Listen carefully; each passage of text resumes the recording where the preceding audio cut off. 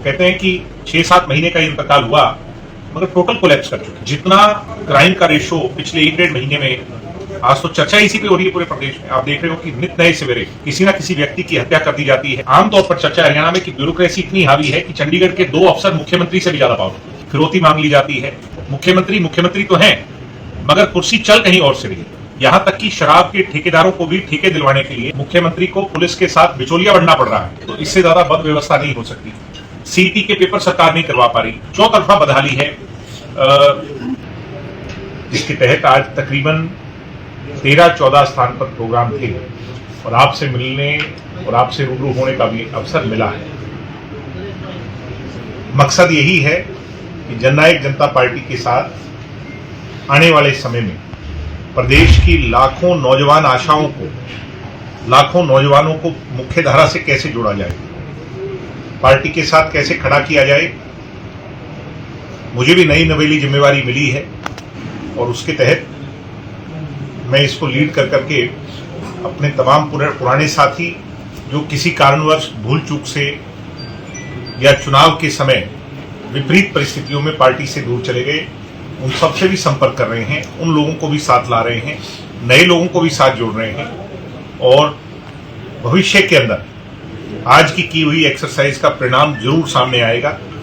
निश्चित तौर पर पार्टी के साथ सभी नौजवान प्रदेश के जुड़ेंगे, दुष्यंत चौटाला की विचारधारा से प्रभावित होंगे, दुष्यंत चौटाला की प्रोग्रेसिव और यूथफुल सोच के साथ मजबूती से खड़े नजर आएंगे।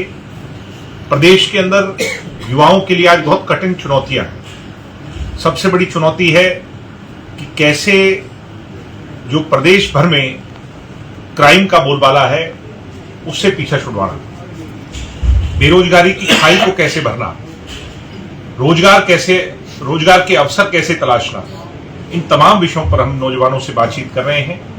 आज की सरकार, वो कहते हैं कि 6-7 महीने का इंतकाल हुआ मगर टोटल कोलैप्स कर चुकी है। जितना क्राइम का रेशो पिछले 1-1.5 महीने में, आज तो चर्चा इसी पे हो रही है पूरे प्रदेश में। आप देख रहे हो कि नित नए सवेरे किसी ना किसी व्यक्ति की हत्या कर दी जाती है, फिरौती मांग ली जाती है। यहां तक कि शराब के ठेकेदारों को भी ठेके दिलवाने के लिए मुख्यमंत्री को पुलिस के साथ बिचौलिया बनना पड़ रहा है। तो इससे ज्यादा बद व्यवस्था नहीं हो सकती। सीटी के पेपर सरकार नहीं करवा पा रही। फर्जी वेबसाइट्स बन जाती हैं, आज तक उस पर कार्रवाई नहीं कर पा रही। हिसार के एचएयू के अंदर कितना बड़ा एजिटेशन खड़ा हो गया और सरकार अपनी अहंकारी सोच से परे नहीं हो पा रही। तो बहुत सारे मुद्दे हैं हरियाणा प्रदेश के अंदर। चौतरफा बदहाली है। सबसे ज्यादा जो मुझे आज अचंभा होता है कि सरकार प्रतिनिधि चला ही नहीं रही। मुख्यमंत्री तो हैं मगर कुर्सी चल कहीं और से रही। और लोग ये बात आमतौर पर चर्चा हरियाणा में कि ब्यूरोक्रेसी इतनी हावी है कि चंडीगढ़ के 2 अफसर मुख्यमंत्री से भी ज्यादा पावरफुल। तो बहुत मुश्किल समय में प्रदेश है और ऐसे में जननायक जनता पार्टी अपनी भूमिका को बड़ी मजबूती से निभाएगी, युवाओं को जोड़ेगी और युवाओं की ताकत को सामने रखकर प्रदेश की जो आज अहंकारी सरकार है उसको चेताने का और जगाने का काम। कौन से 2 अधिकारी ऐसे जिनकी पावर ज्यादा है? ऐसा है, वो नाम लेने से उन अधिकारियों का वो नहीं करना चाहिए। कोई प्रदेश की जनता और समझदार लोग, विशेष तौर पर चौथा स्तंभ यानी जो पत्रकार हैं, वो तो मेरे से भी ज्यादा जानते हैं। तो जब मेरा कहने का तात्पर्य ये है कि जब ब्यूरोक्रेसी हावी हो जाए तो फिर डेमोक्रेसी गिर जाती है।